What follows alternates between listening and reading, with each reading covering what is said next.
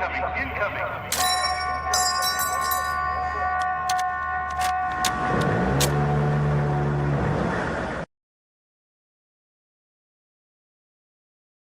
friends, welcome back to From the Bunker. I'm your host, Eli. I have my friend PJ with us here today. PJ and I were in Afghanistan together in 2010-11. Previously interviewed my buddy Jeff, who was in my truck for that deployment. And now we have PJ here, who is currently a staff sergeant in the Iowa Army National Guard. And I will say that the Iowa Guard is a place that I miss a lot. They were a great organization to work with, and that was my first experience in the Guard. All right, so PJ, you joined in 2008, so let's get us started on why you joined and all that. Oh man, I wish I had a good reason, dude. I joined because if I'm being totally honest, Yeah, I had so my two of my older brothers joined. One was I think Army Reserves and then ended up going to National Guard in like Arkansas. And then my other brother was an active duty Army, and then he was like a military intel analyst, and then my other brother was a pilot or is a pilot. Honestly, I was doing fire and water restoration for like a year and a half after high school, Mhm. and I realized like I didn't want to go to a college classroom. It really wasn't my thing. So I jumped into the Guard. I went around and checked like every single branch because I really wanted to know what I was getting into and what made the most sense for Yeah, me.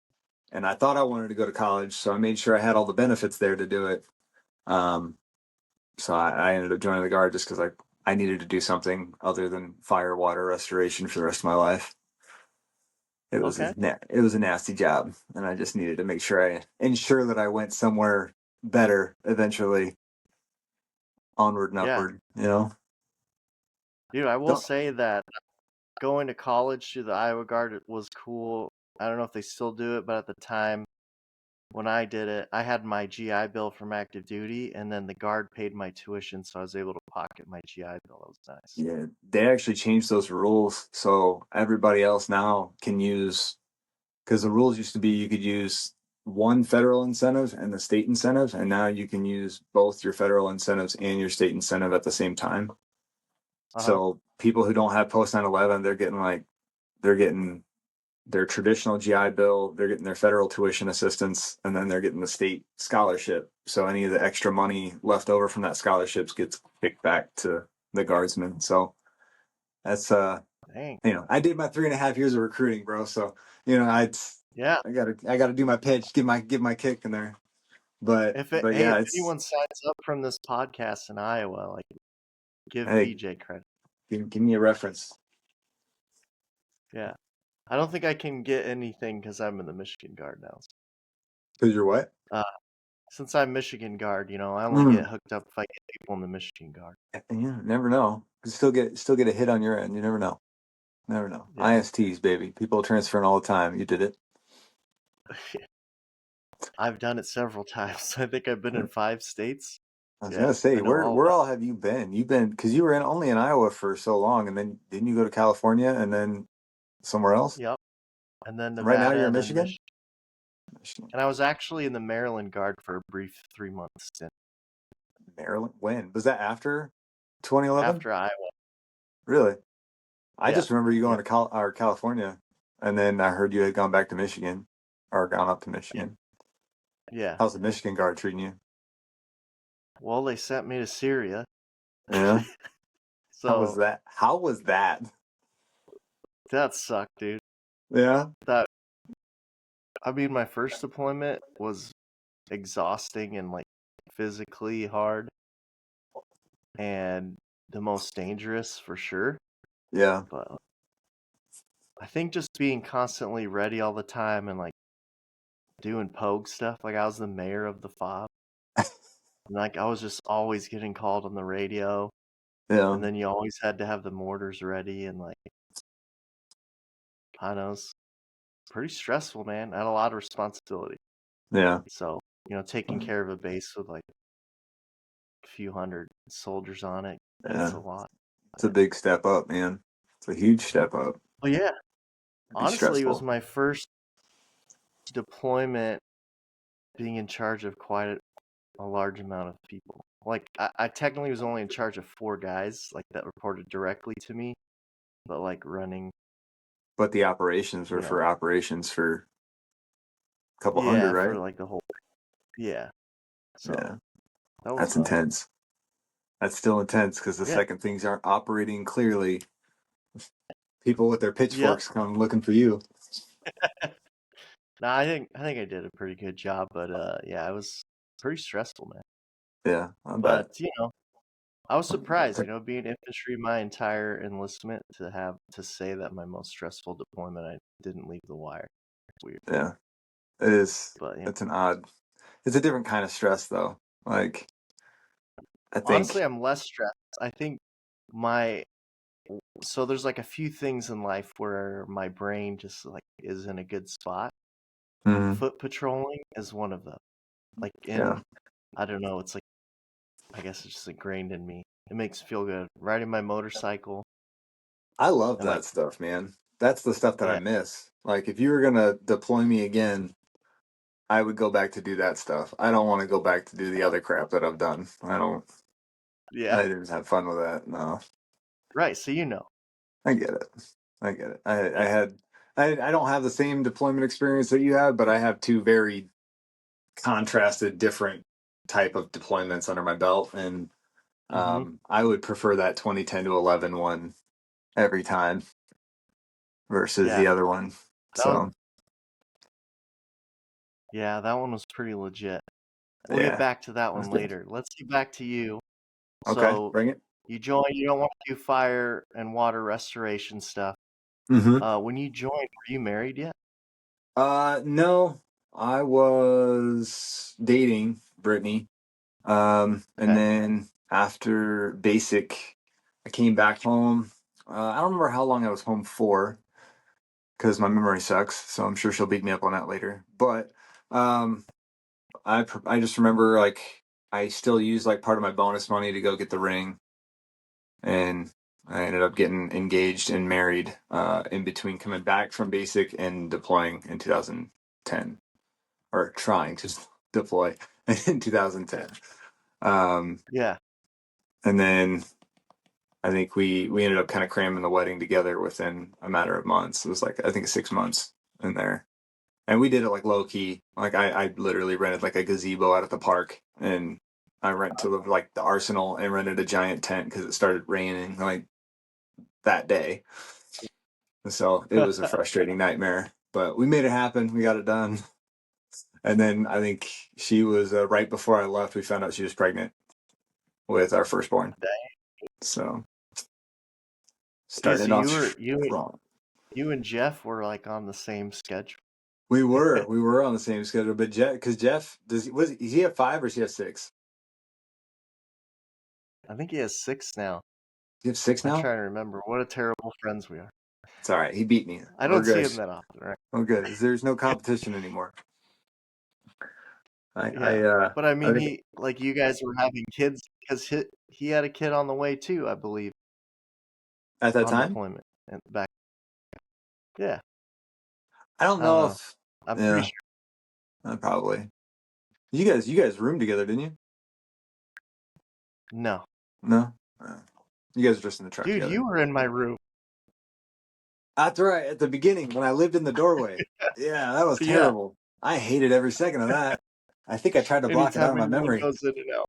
Yeah. Oh yeah. Yep, that was terrible. That was awful. It was like the day I got there, like 20 people kept coming up to the door and knocking, and all I wanted to do was take a nap because I had just gotten off the flight, and like two Yahoos picked me up in a pickup truck at the other, like at the not the PAX terminal, but the what is that camp when you first get there, like they send you to this little waiting camp, and it was the transient barracks.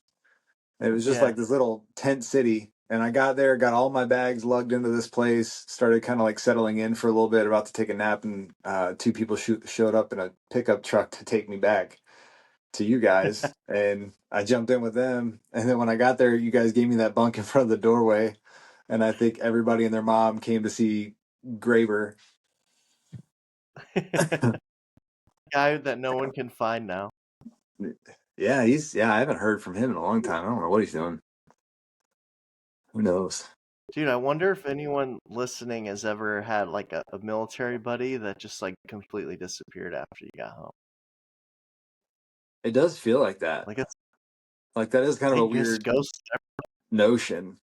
There's some of those guys I haven't heard from in a long time, but he's one that I don't even see a footprint for him. I don't even know how to find him if I wanted to find him. Yeah. Kind of a wild deal. So let's tell everyone. Of course, you know I'm gonna bring this up, but why you were late to getting to us in Afghanistan? Yeah. Why was I late getting to you guys? You accidentally got stabbed.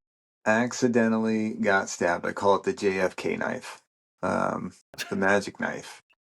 That if you look at that scene of like how that had to have gone down, you just shake your head and wonder how. Like it doesn't make sense. Yeah. But yeah, so in the barracks, taking a nap, somebody throws a knife, it ricochets off of a tough box, somehow magically bounces through the air, doesn't hit the ceiling, doesn't hit the cardboard that's draped in front of the light to cover the light from my eyes, but comes down just right to slip in between two of my ribs and go 4 inches deep into my lung.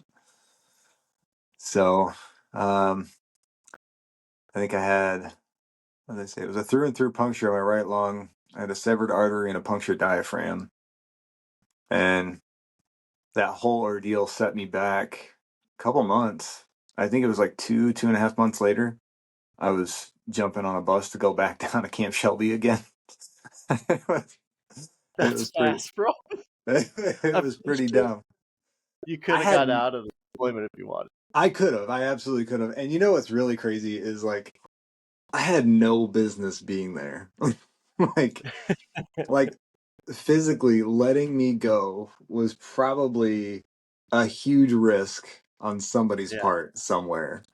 Um, because like I couldn't even run 2 miles to save my life at that time. Not a chance.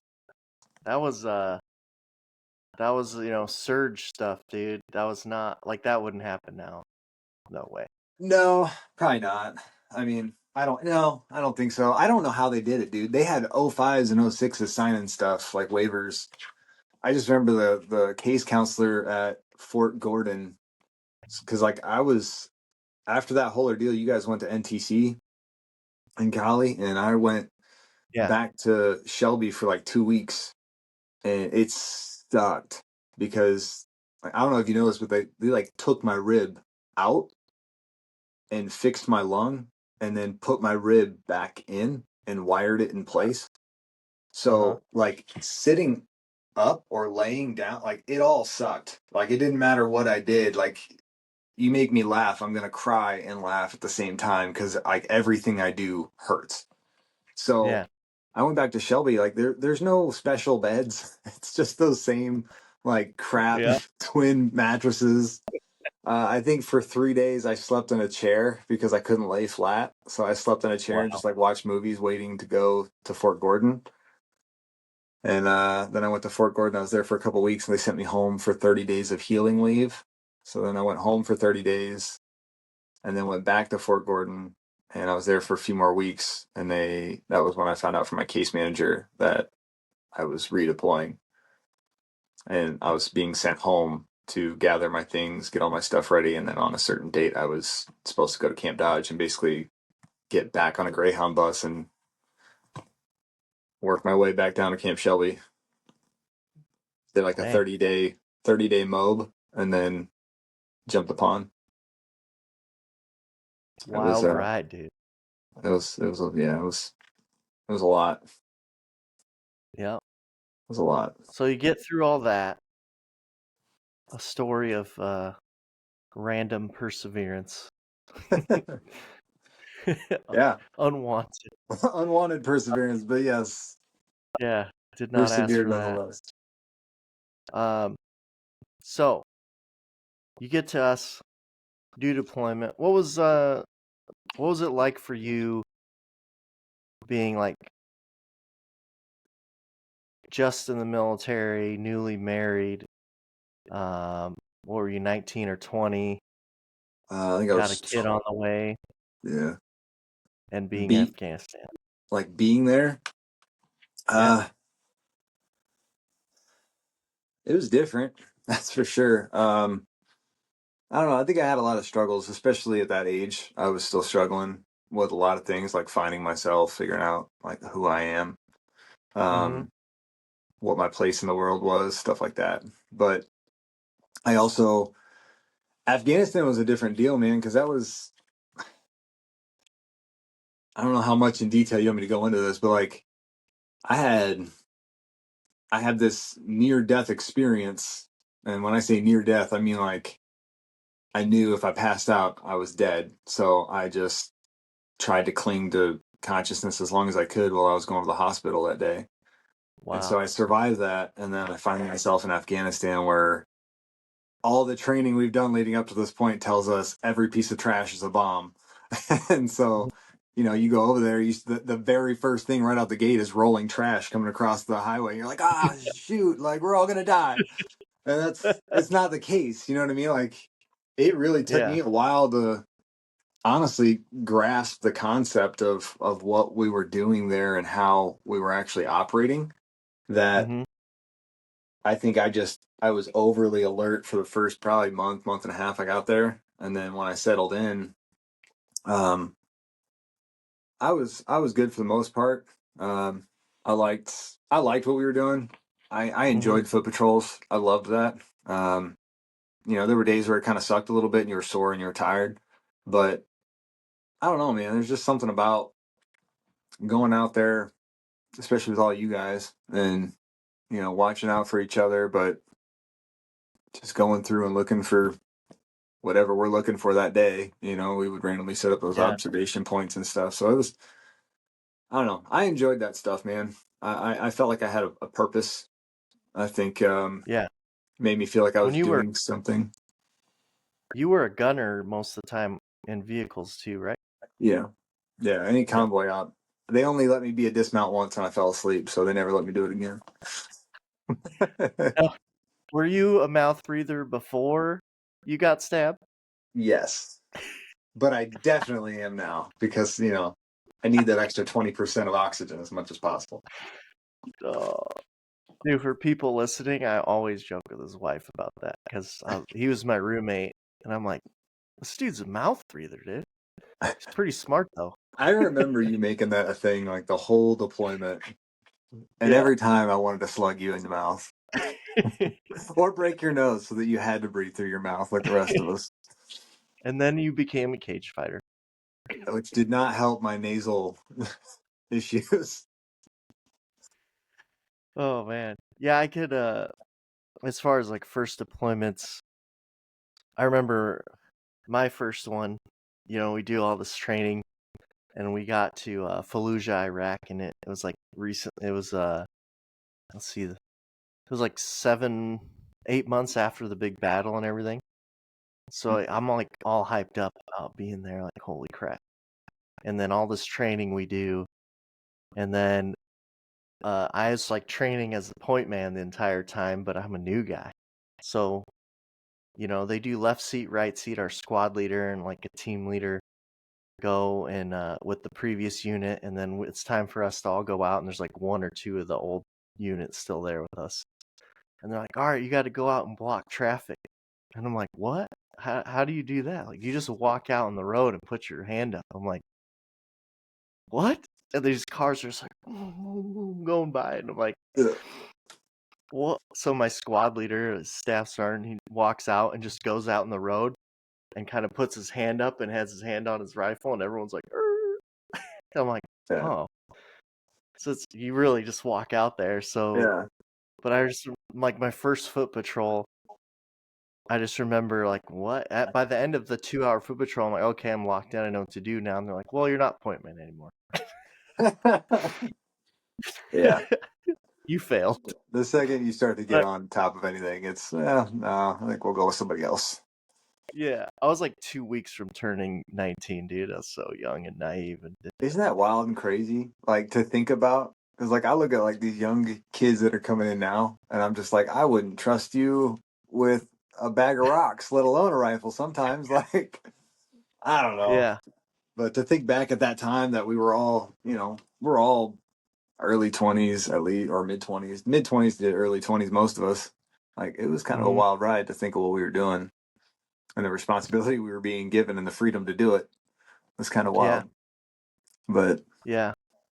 So you that's get what it is. there, you're all trained up. You get through the fact that there's trash everywhere. Yeah. Uh, you enjoy, it's like an enjoyable suffering. We had it pretty dang good. Like, Yeah. We had for like the those. best of everything because Bagram being where it was, like, I still can't complain. I'm not going to complain to the guys who are out on, middle of nowhere, which Mhm. that has its pluses as well. There's Yeah, no pros and flag. cons to all of this. Away from the Yeah. flagpole, exactly. So, I'm getting yelled at for not having my gloves on coming back in the SF gate, and I can't wear my dirty uniform into the chow hall because I just came off 12 hours, but Yeah. I'm getting a hot meal and a shower. Like, I can't really complain. So Yeah. it is what it is, man. Yeah, But I felt that too. It was the best of both worlds. yeah, That was a good deployment, dude. I I, mean, I agree. yeah. We were kind of just So, around everything, and we did a little bit of everything, which is what was also cool about it. yeah, QRF, foot patrols, PSD, Yeah, good times. it was. But It was. so you get through that, come home. What was that transition like? That was rough. It was rough. I left. I was freshly married. Found out I had a kid on the way. Um, Coming home, my wife moved into the house that we currently live in now. So she moved into Hmm. that while I was gone. So when I came home, I'm married, I have a kid I don't know, and I'm living in an environment I don't know. So that was a lot. And then on top And of you that, what's that? and you were just coming off a deployment to a combat zone Yeah. where all you had to do was like focus on your mission. Stay alive, keep other people alive, do my mission. Yeah. Like that was, yeah. And I'm sure you can relate to this one. I think probably half the things that I would fight with my wife about were about food because I didn't care. It's like, I will eat anything. Tell me where you want to go or what you want to make. Whatever it is, I will eat it. I don't care. Yeah. But yeah, I think there was a lot of things there, man. And I would say it took about probably 2 years before my head started to kind of get right.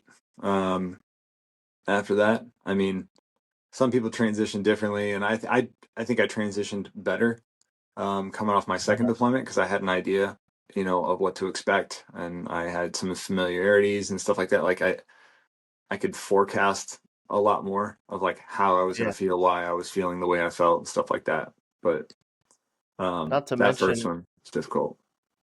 over those years, they got better at telling us when you get home, you know, Yeah, don't fight over how someone loads a dishwasher and your wife yeah, has been running the house for however many months. And then, yeah, all, MRT. Um, yeah, all one, the readiness and resiliency training. it's a lot different now, like having just got home less than a year ago. Uh, Yeah, and I went 2014 to I went like to 23. So like 9 years, 8, 9 years between deployments. yeah, So yeah, yeah. it's changed a lot. They do a lot better job, They do. way better job. But I Did would did you have say to do that that, SFL tap? Is that yeah, a like program? the thing like you're getting out of the army, but you're actually just in the guard, Yeah, and most of us already have civilian jobs, so it's yeah, kind of silly. yeah. Yeah, They they they need a made that. specific guard one. What's that? Like guard, they need a specific version for like They guard and do. reserves. They do, and they should. Because that was a weird one for me. And on top of that, it was super time consuming. I don't know how long it was for you, but like for us, there were so many boxes to check, and you had to Yeah, do every single one of them, even though you already have a bank account and a job and a plan laid out and all this. Like it was a lot, Yeah. but nonetheless, there was also, I think, some good training in there and like resources available through that process. I just wish it was a little more Hmm. condensed, but yeah, Yeah. It's a government program, it can only be so efficient. true. Blanket, blanketed answers for everybody. Yeah. Yeah. Yeah. So Well, I mean, that's I'm good. glad we're talking about the reality of that. Like, and I think it's probably a little more challenging in the guard unless you're full-time guard and you just go back to being still Army when you get home. Yeah. But when you go back to your civilian job, then you're like, dude, Yeah. okay, I gotta tone it down a notch. It That's a little gets, tough. I mean, I guess it depends on what you do too. I mean, I was in a construction crew, so my tone just stayed the same. Like everything I Yeah, did, mannerisms, the way I talked, the energy that I put out, like it was just, it's the same yep, type of energies as in the military. So it all jived together pretty well. But actually had to tone it yeah, down when I came into battalion. Once I started working in the battalion role as an AGR, that was where it was like, all right, I gotta chill a little bit. Maybe remember yeah. that there's inner office politics to take into account. So, But so when you got back, what kind of work did you get into? um, Or construction, but like, so you got into construction again. How long did you do that? I did that for 7 years, 7 more years. So what I actually did was instead of doing fire and water restoration, when I came off that deployment, Matt Williams, shout out, he got me turned into the Carpenters Union, and so Okay. I went into an apprenticeship program for carpentry. So I did a 4 year carpenter apprenticeship there, and then turned out and just kept going. I kind of got like I had like a foreman slash superintendent position type of thing going on for a little while. Hmm. And it was good, but I was also really young. And so I probably wasn't really ready for that kind of deal. I think I was running like a $2 million government restoration job at the courthouse, and it was supposed to be like temporary. It ended up being like 6 or 7 months before the other guy who was supposed to run it was freed up to come run it. So Uh-huh. I give him crap for that all the time. He basically just came in and put the bow on it. But um, it was just a lot of responsibility. It was good though. I learned a lot. I enjoyed the guys that I worked with, and that work family as well. I just always knew I wanted something. I think more, or at least I thought I did. I don't know. I bounce Uh-huh. around a lot. I'm not a very. I can make decisive decisions, but it doesn't mean that I always like the way that things turn out. Um, but I ended up leaving that to go into recruiting, and then I went and did the AGR thing for recruiting for about 3.5 years, and then came over here to the battalion side where I do retention in S1, and um, I've been here for about a year and a half now. So, Okay. but yeah, it was a long deal, a long ordeal, but don't regret any of it. I've got a lot of skills from it. So, Yeah. You're always like working on your own house. You can do unfortunately, all that. it's a Yeah. nightmare. Yeah. Yeah. I do dream of the day where I have a house that's like fully done and I don't have to go do anything with it. I think Yeah. that'll be neat. Except for like the fun projects, like can actually dedicate to building my kids a treehouse or something if that's what they want. But Yeah. yeah. Now I, I'm I more of like literally just got what's that? I'm more of like a car guy, so I have like a lot of sockets. I like Hey, my motorcycle, like, and yeah. then when it comes to the house, I'm just like, call my father-in-law, like, dude, you got all the saws. Can I bring some stuff over and cut it at your house? I borrow your tools. Yeah. Dude, I wish I was a car guy. I I have broken, I've tried to fix so many things on our vehicles, and I think I've broken more than I've fixed. Like, I have definitely put myself further into debt trying to fix things on vehicles. It's so bad. Yeah. I found a little bit of success this summer. I've fixed a couple things, and I'm glad it worked out well, but in the past, especially, like, Yeah. Yeah. There's a good You reason can't that you some of can't those bang on motors might have cars, burnt up dude. on my account. Yeah, you can't bang on cars. No, I always thought You it was gotta be just to go out there, beat it with a hammer, and that was what it was. yeah. Not so. So before were you weren't already doing recruiting when you went to Iraq, Kuwait? No. Um, so I went, let's see, and I'm fuzzy on this timeline, but we came back. I went to 12 Bravo school, became a combat engineer, and then jumped in with the 12 Bravos at Alpha Company BSTB at that time. And Mhm. then I think it was like within 12 months, there was a promotion to E5 in the junk section. So I went back to the heavy junk section and took Mhm. my E5 as a heavy equipment operator. And then, oh man, I think it might have maybe 3 years later, 2 years later, somewhere around there. I did like a 1 year extension and then transitioned over to combat medic Uh-huh. and then immediately turned around and deployed as a medic with the aviation out from Mount Joy near Davenport. And then that Okay. was the one where we did like I was in Iraq for like I think I was there for a month and a half, something like that. And then I went down to Kuwait and I was there the rest of the deployment. Okay. But that was what I'm saying. Like those were two very different type of deployments. Like Iraq was kind of cool because it was away from the flagpole, and Mhm. it was kind of I was a little irritated because they gave us like a condemned trailer and told us here's your clinic, like make this a clinic. And I was like, sweet, bro, Uh-huh. you got any saws and like nails and stuff? Or Mhm. maybe some bleach because there's mold all over this thing. And so it literally was like a condemned like XCAM trailer. So we set it up, threw a Red Cross on it, and like we had bleach bombed everything inside of it.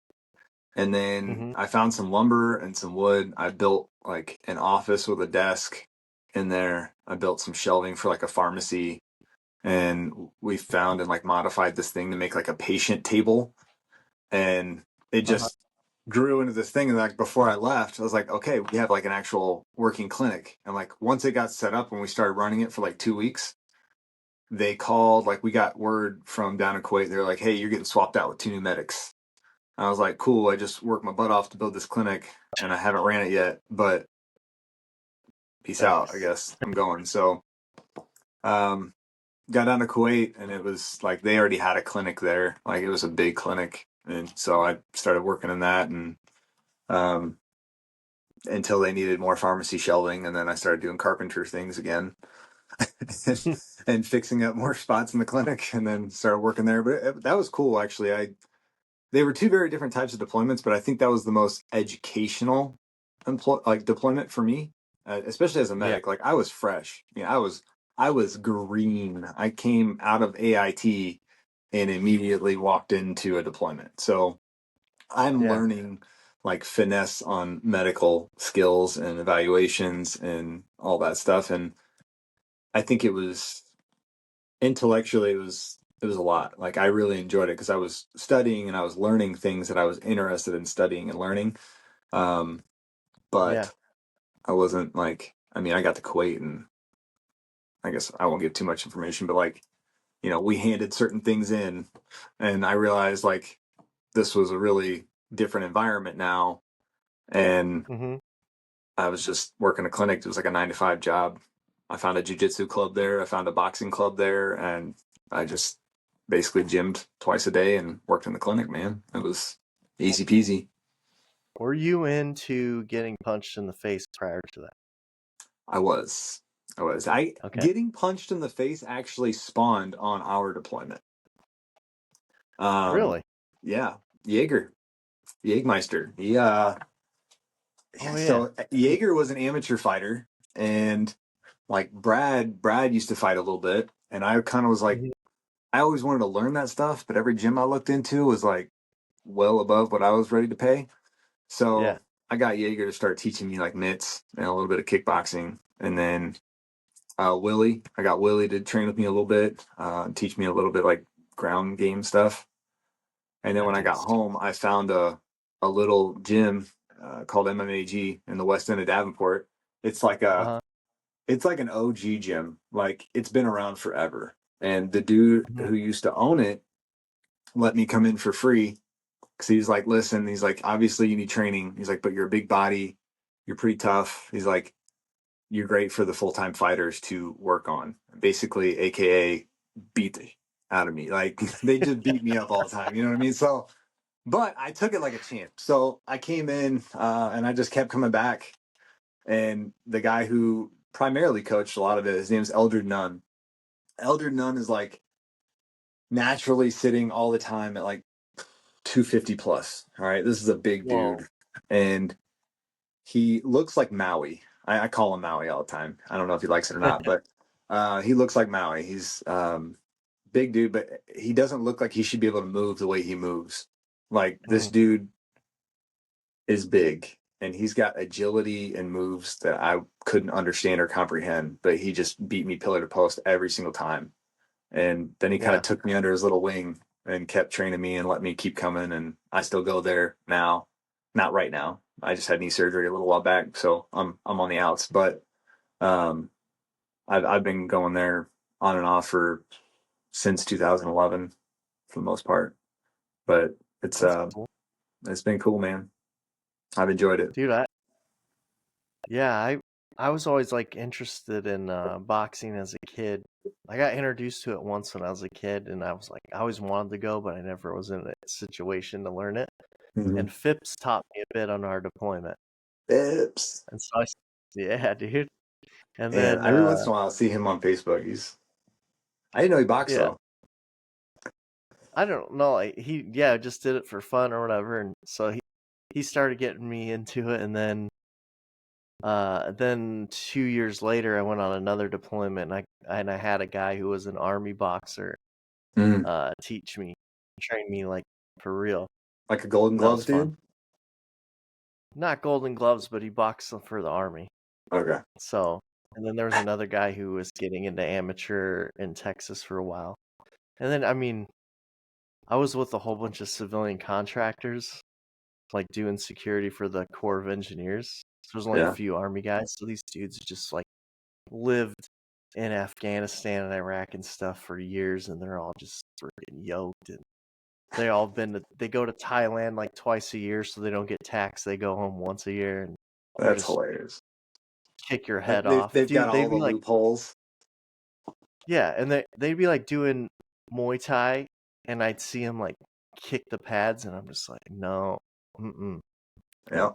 So I bro. sparred this one guy who was like 250, like you're saying, who had actually fought like twice in MMA. Mm-hmm. And we were just sparring. He was a lefty, and I'd never experienced that. And then, it wasn't even like a full size boxing ring. It was this little cement pad outside. Mm-hmm. And he like starts coming at me, and they're like, "You got to dip, Schultz." And I'm like, you know how exhausting it is to actually dip. And I'm like, kind of half-assing it, especially Yeah, as taller guys. We're like, yeah, oh yeah, whatever. Dude, he yeah. hit Long me once. torso. This whole going back and Yeah, forth thing is exhausting. yeah. He hit me one time, and we're just sparring, and it felt like a freight train hit me in the head, like when you hear your head crunch. And Yeah, I was like, I'm gonna dip yeah. now. I'm gonna. And then he was coming at me, and I dipped, and he like totally missed because I was a little quicker. But I was I like, had a. yeah, that was not cool. I had like a grasshopper training moment. So the guy who used to own like MMAG, it was the same Hmm. thing. I had when I started like sparring and I was getting decent. Like I wouldn't say I was beating I wasn't beating people like often, but I was holding my own a lot better. And Yeah. I remember I would take the hits. I just kept taking them. Like I'd keep my hands up and like I would Uh get huh. hit, but then I'd fire back. And the dude like who owns the gym pulls me into the other room, and he's got one of those like reflex bags. It's like on a like a weighted base, and then it has a pole that comes up and it rocks back and forth. And he Okay. grabs it and he grabs a ball. He like pushes it, and as it sways back and forth, he goes, "Throw the ball at that." I throw it and I miss. And like he sets it still. He said, "Throw the ball at it," and I hit it with the ball. And so then he gives me the ball back. He rocks it again. He says, "Go ahead and hit it." And I throw it and I miss again. He said, "What's the lesson?" I said, "Timing." And he's like, no, idiot, move your freaking head. It's like, stop standing there waiting and just letting people hit you in the face. It's like, Yeah. move your head. So now, I try to train for the cardio aspect of it and just not sit still and keep myself rocking back and forth as much as possible. Yeah. But it's a thing, man. It's worth it. It gives you a little Dude, more longevity. just sparring is exhausting. Oh, it You've is. actually fought twice or more than that. Twice, yeah. Which, What was like, that like? nowadays it kind of sucks because you're like, I don't know, I just want to go do like a fight to see how I am and where I'm at, But it's not Hmm. like in the old days around here, you would go to Amsterdam. It's like this old dirty strip club that had a a cage, and you would like sign up to fight, right? And I Uh-huh. was too young for that stuff like back then. So Yeah. there's nothing like that now. Now it's like I know the local promoter and he puts me in the show if I want to fight. But that Everything's show is like serious. 2 to 3,000 people in a freaking venue and lights Wow. and camera. Like there's pro cameras and stuff like in your face the whole time. Like there's a lot. So from my very first, I think I trained for 5 months and then I took a fight and then I got Hmm. it was a TKO. The dude was like 6'4", and he got me in a full mount and like I just could not get up from underneath this dude. He just rained down on me Yeah. like hammer fisted my face. It sucked. Ouch. Um, Dude, how but bad does that hurt? honestly, in the moment, it doesn't. Like it's adrenaline. You're Uh-huh. adrenaline's going. You don't really feel a lot of the pain. You feel like rattled from time to time, but you don't feel Yeah. the pain of it until the next day. Uh-huh. Because he cut me open. He cut me like I think both sides of my like temples were cut, so I had to get little butterfly stitches, and it looked terrible. Like it looked like there's a picture on Facebook somewhere, but there's like my whole face is just running with blood, and it looks Dude, you have to awful. send that to me I because could more try. I'll try people to will find listen it. to this. It looks brutal, but it's just two like itty bitty little cuts on the side of my head that were. But your face is so vascular that like one cut just Mhm. pours blood everywhere. So Yeah. it looked bad, but I just couldn't progress the fight. I tried to get up, I don't know how many times and shake him off me. I just couldn't do it. I Yeah. also, you know, I was not well versed. It was only like 5 months of training and trying to figure it out. Yeah. Um, so that one went down. And then the second one, um, that second one, man, that one still doesn't sit right with me at all because I trained so hard, man. I had a ACL reconstruction surgery done like 2.5 years ago, and I gained Okay. a lot of weight. I don't usually go much above like even when I'm a little heavy, I'm usually not above 220, and I was Hmm. sitting closer to I was on the upside of 230, so I was approaching 240, and I was just Hmm. like I feel gross, I feel lethargic, I feel unmotivated. I just wasn't feeling good. So I did that whole 75 hard type deal, Yeah. but I did it for like just the exercise. And I started cutting weight and I got down to like 220 and I wanted to get down to like 200, but I just couldn't seem to get below 220. And so Hmm. I started going to the gym again to grapple and spar. And then before I knew it, I was messaging the promoter and I was like, yo, can you set me up for a fight in March? And he's like, absolutely. And so he set it up. And bro, I was in phenomenal shape. And I mean, phenomenal shape. I got really fortunate because I got kind of linked up with a lot of really good guys. Pat Miletich came in and did a couple clinics with us. Wow. And then he even did a little, not necessarily one-on-one coaching after actually post fight, after the fight, he came into the armory and went over some stuff with me from like the position that I got stuck in. Hmm. Um, so that was cool. And he's been kind of, he's been really helpful. He's actually reached out and helped me out on a couple things. But and then we got some other local legends like Junior Hernandez. I went and grappled with him a couple times. I don't think he knew who I was. I'm sure he didn't. I know who he is, but that is what it is. Um, so there's a couple killers. Like there's a few really good killers like in our area, and so I tried to get with them, but my cardio is the best that it's ever been.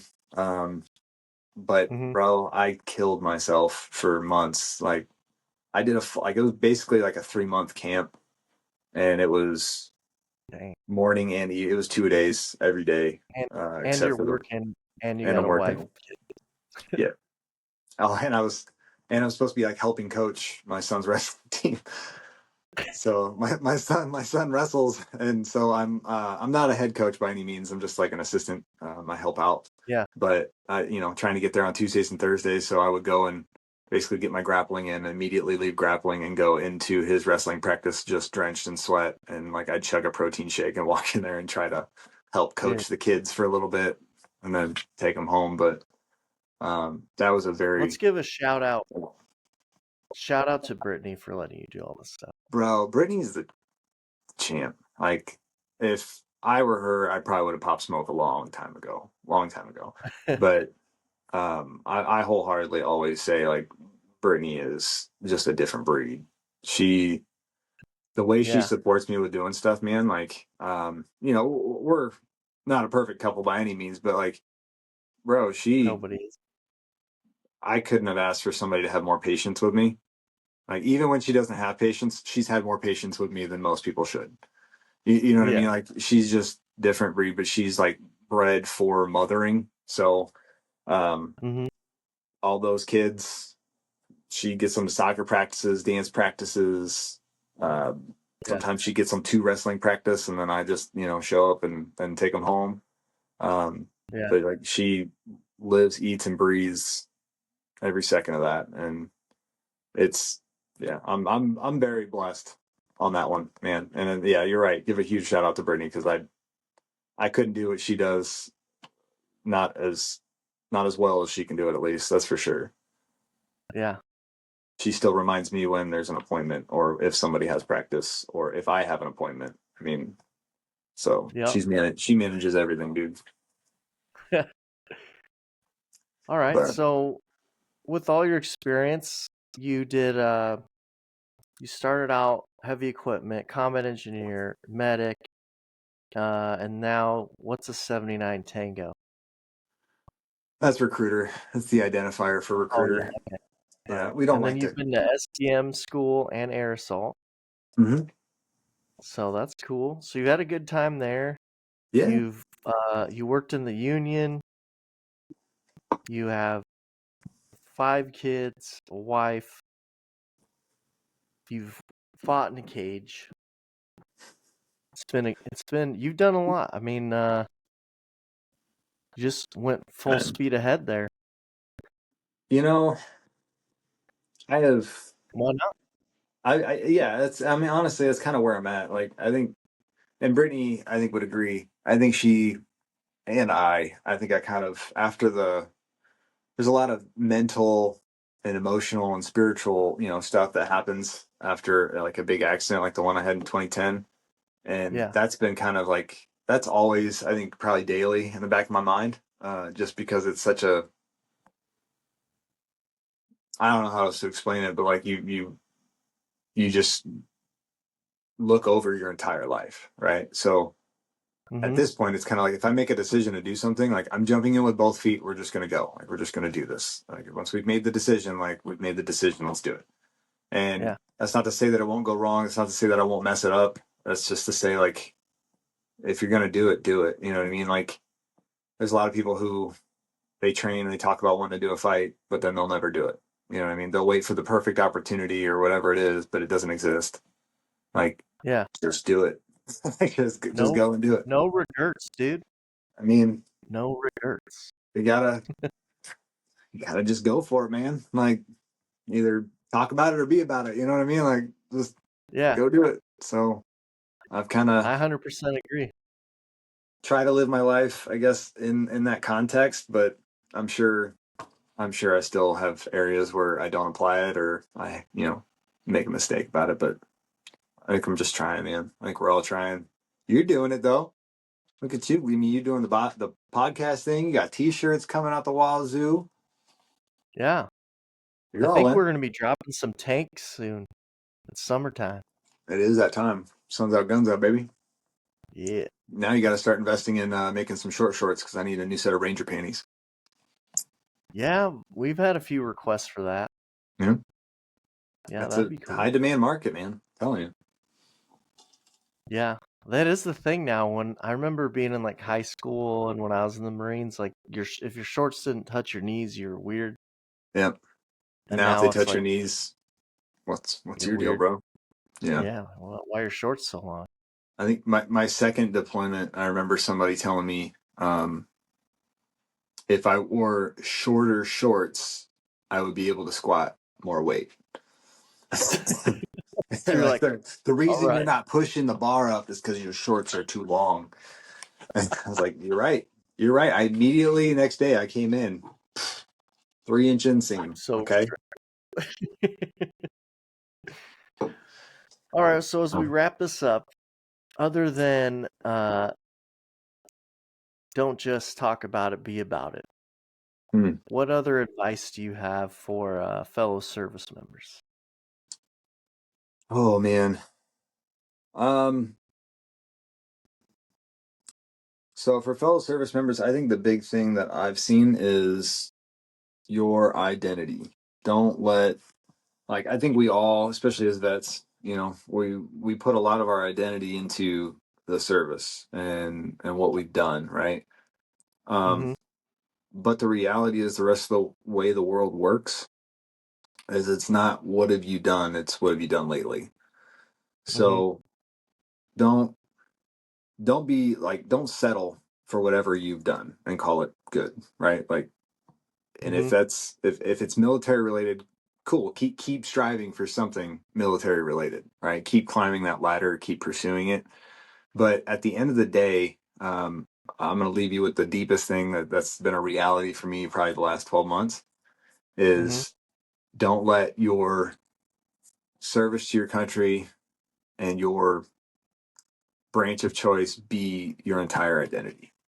Like what Mm-hmm. I've learned lately and what I'm pursuing and I'm chasing lately is like my spiritual awakening of what's my identity and what do I believe in, what is my faith, and what really Yeah. matters. What really matters is whatever you decide to put your faith in, chase that, learn about that, know that, believe that, and prioritize the things that are important, such as your kids, your wife, or whatever your significant other, is.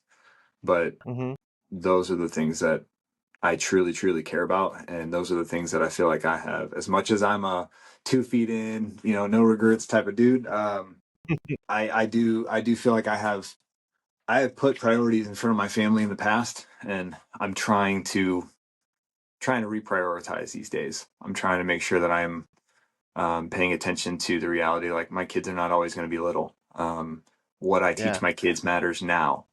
My I'm seeing it with my sons, but like my oldest daughter is 13, and Wow.